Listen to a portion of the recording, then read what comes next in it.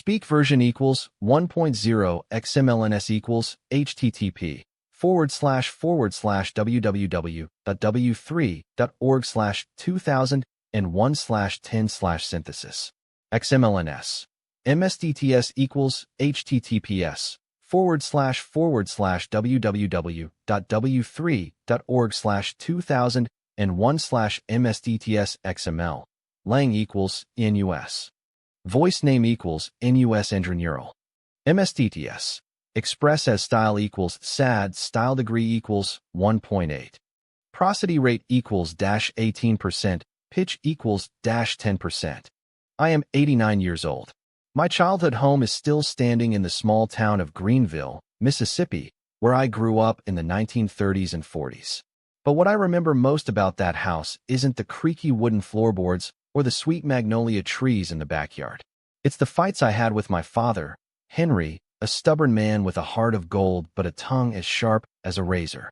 Looking back, I see now that those fights were more than just squabbles between a father and son. They were a reflection of the fears and frustrations that drove us both.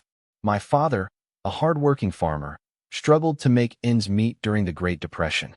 He worked tirelessly from dawn till dusk, but the land he tilled seemed to yield nothing. He was a proud man, but his pride was also his downfall. You see, he never showed any emotions, not even to his family. Growing up, I tried to be like him. I wanted to be strong, stoic, and independent. But as I grew older, I began to realize that my father's mask of toughness was a thin veil for the pain and vulnerability he felt. I wish I had seen that earlier, but I was completely wrong about him. I thought he was just a cold, unfeeling man who didn't care about anyone. But the truth is, he was scared. He was scared of not being able to provide for us. Scared of failing.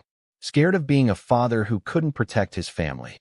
And when I was a teenager, I discovered a letter he had written to his own father, my grandfather, before he passed away.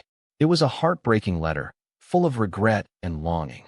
My father had always kept his emotions locked away, but in that letter, he revealed the depth of his feelings.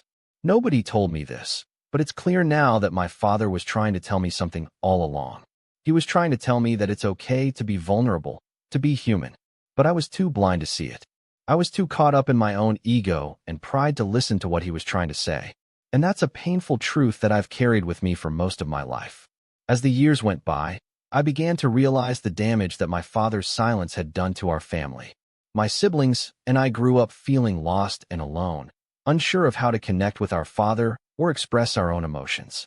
We felt like we were failures, just like him. But it wasn't just our family that was affected. I see now that the lies and silence we were fed by society, boys don't cry, toughen up, be strong. They created a culture of toxic masculinity that has destroyed countless lives.